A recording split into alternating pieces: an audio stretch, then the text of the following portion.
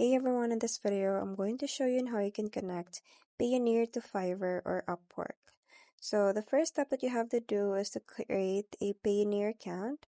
So sign up at payoneer.com with your email and complete the verification process. So next to that is to log in to Fiverr or Upwork. So you can go to the Fiverr or Upwork account settings and then navigate to the payment methods or get paid.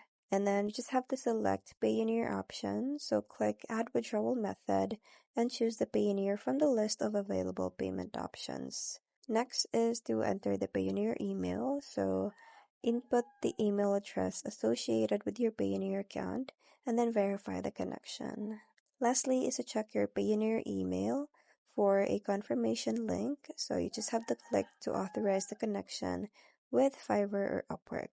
So that's pretty much it. I hope you find this video helpful.